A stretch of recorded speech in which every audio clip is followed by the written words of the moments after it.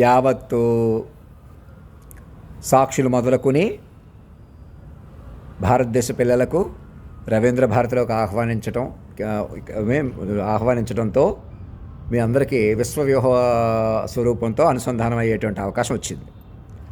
ఆ ఆహ్వానం ఓపెన్గా ఉంది. మీరు ఏ క్షణం మమ్మల్ని ఆన్లైన్ కనెక్ట్ అవుతారో భారత ప్రభుత్వం దగ్గర ఉన్నటువంటి పరికరాలు, టెక్నాలజీ, అలాగే మనుషులు ప్యారలల్గా నడుపుతున్నటువంటి వాళ్ళు సీక్రెట్ ఆపరేటింగ్ గ్రూప్స్ ఒకటి అయిపోయి మమ్మల్ని వాక్ విశ్వరూపంగా పట్టుకోవాలి. సురక్షితంగా మైండ్ వ్యూహంగా పట్టుకుంటేనే ఈ క్వాంటమ్ కంప్యూటింగ్ కానీ ఇంకోటి కానీ అమరావతి కేంద్రంగా డెవలప్ చేసేద్దాం, లేకపోతే విశాఖపట్నం డెవలప్ చేసేద్దాం, లేకపోతే ఢిల్లీ డెవలప్ చేసేద్దాం, లేదా అమెరికా డెవలప్ చేసేద్దాం అంటే కుదరదు.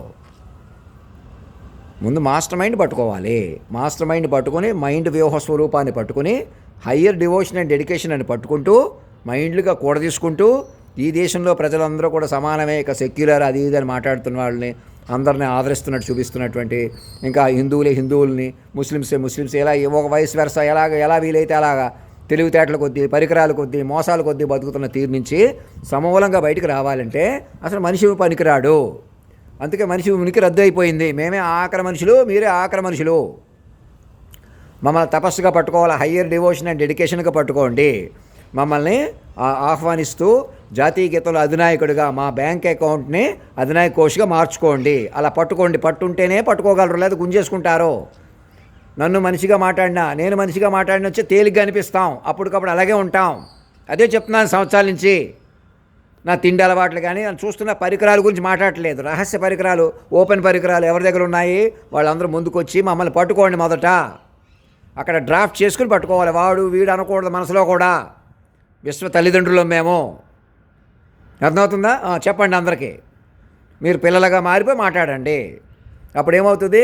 నిశాచరంగా ఇప్పుడు దాకా రాక్షసులు వేరు దేవతలు వేరుగా అని చూస్తున్నాం కదా. ఇంకా రాక్షసులు దేవతలు ఎవరు లేరు. వీరు మంచివాళ్ళు చెడ్డోళ్ళు ఎవరు వేరుగా లేరు. పాపాత్ములు పుణ్యాత్ములు ఎవరు లేరు. అదృష్టవంతులు దురదృష్టవంతులు ఎవరు లేరు. దౌర్భాగ్యులు అంటే సౌభాగ్యవంతులు వేరువేరుగా లేరు. అందరూ విశ్వ తల్లిదండ్రులు పిల్లలుగా మారిపోయి ఉన్నారని చెప్పమాట వినండి. నేను ఎవరినైనా దౌర్భాగ్యం తిడుతున్నానా? ఎందుకు తిడుతున్నాను? మీరు ఇంక మనిషిగా ఉంటేనే. నన్ను మనిషిగా చూస్తే, నన్ను మనిషిగా చూసి మీరు మనిషిగా ఉండిపోతే మన దివ్యత్వాన్ని అందుకోక ఆ రకంగా నన్ను పట్టుకోకుండానే ఎవరినో డ్యామేజ్ చేయటం ఏంటి, ఎవరినో తమాషా చేయటం ఏంటి, ఇంక ఇలా ఉండమన్నారు అలా ఉండమన్నారు సరదా కూడా ఎలా కోలానికి కూడా మీరు మనుషులు ఎలాగ అలా ఉండడం ఏంటి? ఆత్మీయ పుత్రులు ముర్ము గారికి ఆశీర్వాదపూర్వకంగా అభయమూర్తిగా తెలియజేయిందేమనగా, ఇక మిమ్మల్ని అడ్డం పెట్టుకుని మీరు మన ఎస్టీ ఎస్సీ బీసీ కమ్యూనిటీలకు ఏదో మేలు చేస్తాం, మనం ఒకటే, ప్రపంచ ప్రభుత్వం మంది అయిపోతుంది, ఇలా ఏవో మాటలు చెప్తారు. ఇలా మాయ కొద్దీ నడుపుతూ ఉంటారు. అలాగా చెలగాటం కొద్దీ మనుషుల కొద్దీ నడిపేవాళ్ళు అలాగే ఉంటారు. పోనీ వాళ్ళ చేతిలోకి వస్తుందా? ఎవరి చేతిలోకి రాదు. మీరు హయ్యర్ డెడికేషన్ అండ్ డివోషన్గా వెంటనే ప్రధానమంత్రి గారిని, సుప్రీంకోర్టు జడ్జిల్ని, హైకోర్టు జడ్జిల్ని, గవర్నర్ని ఆహ్వానించండి. నాకేదో పదవి ఇచ్చేద్దాం అనుకున్నారు. నన్ను చూడకుండా ఏదో నన్ను నమ్మేస్తున్నారు. ఎవరో నన్ను నమ్మని వాళ్ళు ఉన్నారు. ముందు నాకు అసలు చాలా పెద్ద పదవి కోరుకుంటున్నాను. ముందు నాకు మెడికల్ టెస్టులు పెట్టాలి, నన్ను పరీక్షించాలి. ఇంకా మనిషి అంటే అలా ఆలోచిస్తారు. నేనేదో పోస్ట్ కోసం వస్తున్నాను అనుకుంటే.